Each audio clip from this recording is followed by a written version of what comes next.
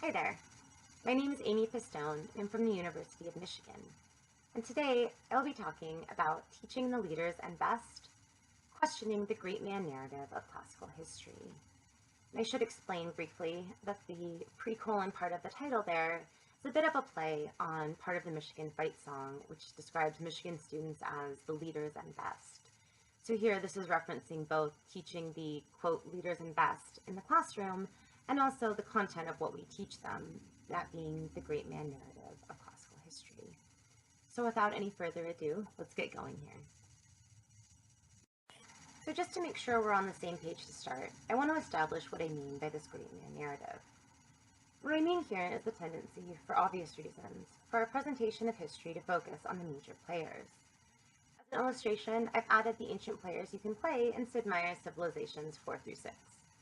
I think this encapsulates the way that we tend to teach history, as a series of major accomplishments by exceptional men. These are the ID terms that show up on our Greek and Roman history exams. These are the great men.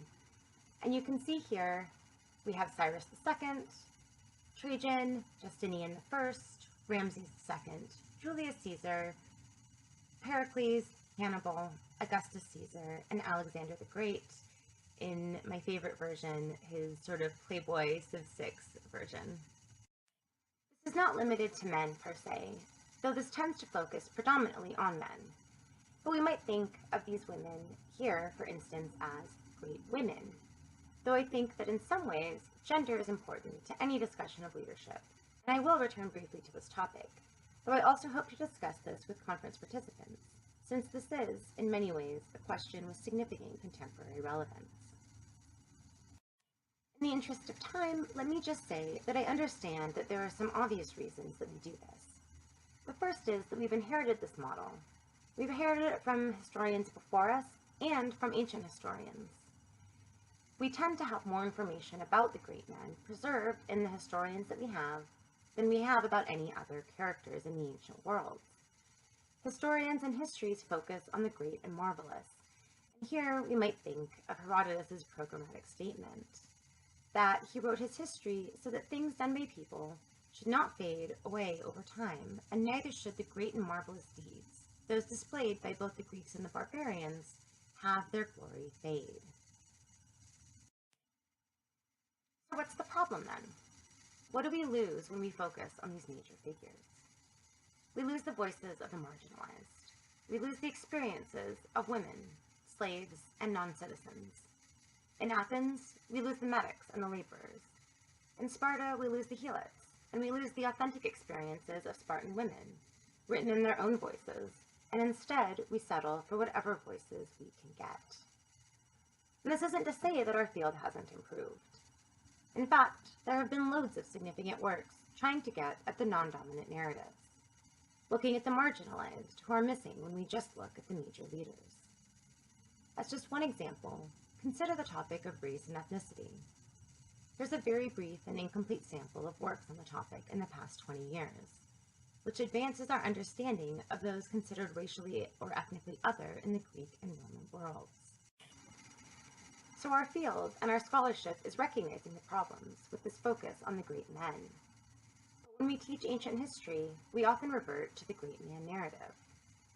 After all, can we teach a Greek history course without teaching Leonidas and Pericles, or Alexander the Great?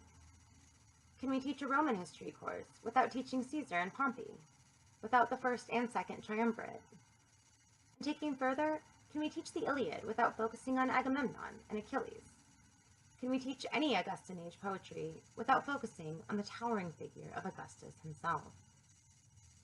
So my suggestion is not that we need to stop teaching these great leaders of the past, but that we are serving our students better if we tweak how we present these leaders. If we contextualize the leaders within their communities and consider the costs of these leaders' greatness. And so prong one of my argument is just that.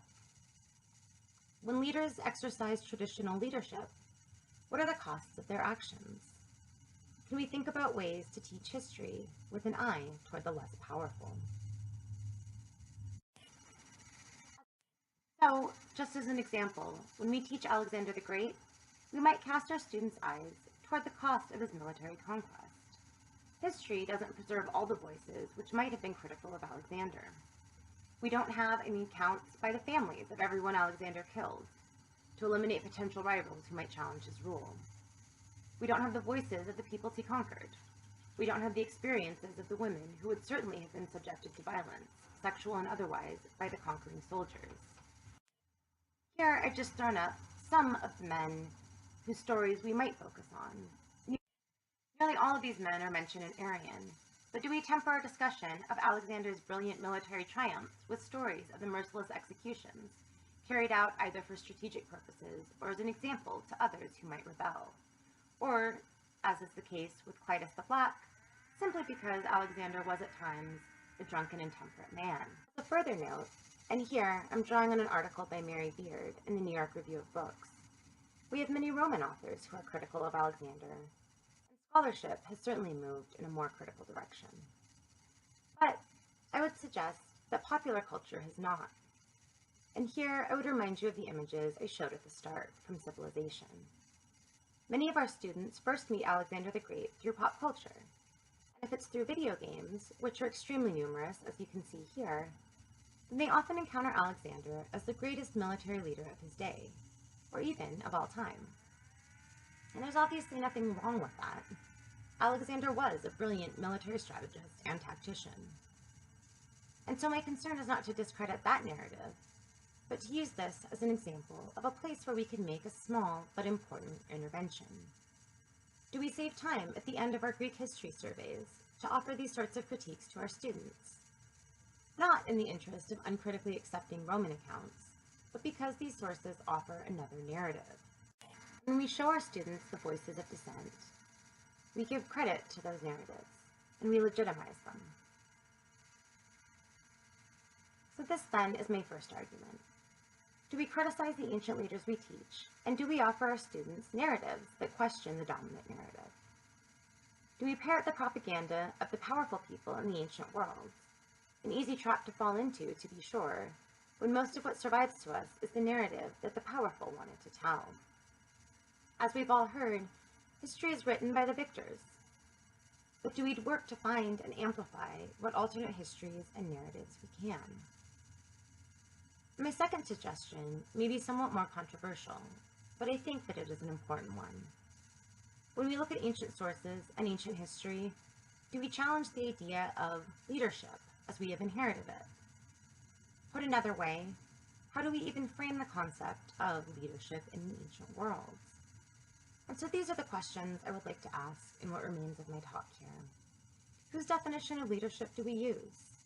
And what trappings or intellectual baggage comes with this or these definitions? And what about these leadership styles was not in the best interest of all those who were ruled? Now I want to use a case study to explore the actual applications of this approach. We could pick any number of different case studies, but I've chosen to look at the descriptions of Athens in Thucydides. Nothing here is revolutionary in terms of content, but my focus is instead on what we can emphasize when we teach this historical moment.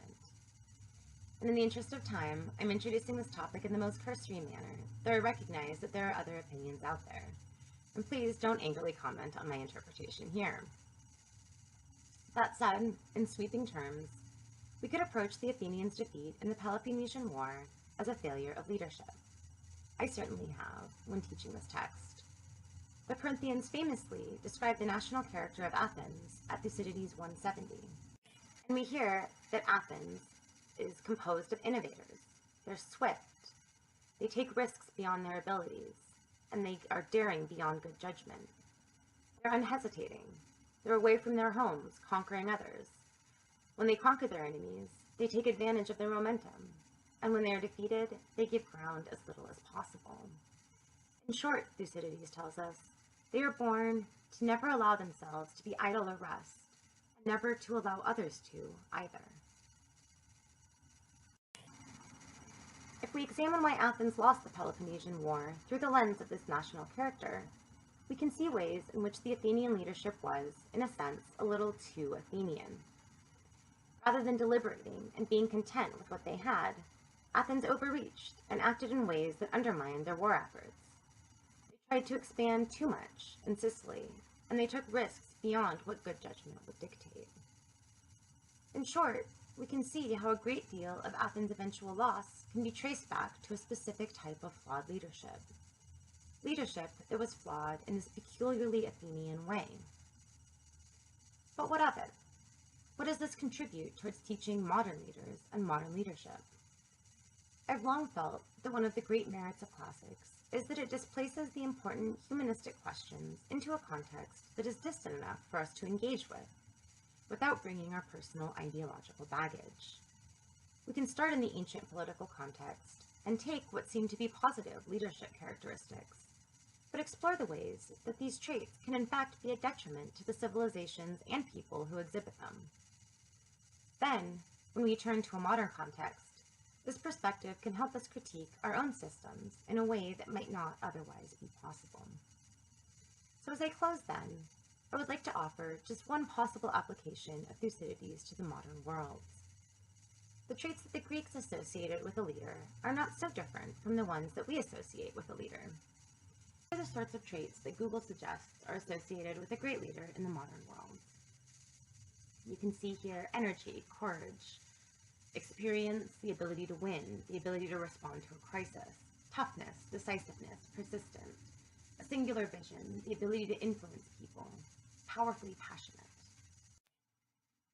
However, are these really just neutral traits? Put another way, is there something worth challenging or questioning about these traits? Or is this just evidence that concepts of leadership are one of the great universal constants of all humanity? Well, I would like to suggest that it's the former. When we think about these traits, these are things that tend to correlate with specifically male leaders. When they occur in a female leader, those female leaders are often described as masculine or embodying a male leader's traits. And I would like to end here with an observation from a recent article by Ezra Klein during the election last year. He writes that one way of reading the Democratic primary is that it pitted an unusually pure male leadership style against an unusually pure female leadership style. Sanders is a great talker and poor relationship builder. Clinton is a great relationship builder and a poor talker. In this case, the first time at the presidential level, the female leadership style won. Can we encourage, or even simply facilitate, our students making this final step then, of thinking about the limitations of leadership as we currently discuss it, and the possibilities that might be available for a new, different style of leadership? Can we show our students the risks and shortcomings inherent in the masculine Athenian style of leadership? A leadership that, when taken to excess, brought down a great empire. And then, can we suggest that there might be similar problems inherent in our own predominantly masculine leadership traits? Can we get our students to challenge and reconceive an entirely different mode of leadership and what that might look like? And that's where I would like to leave this for now. But I eagerly look forward to discussing some of these possibilities that become available if we turn a critical eye toward both ancient and modern modes and models of leadership. Thank you.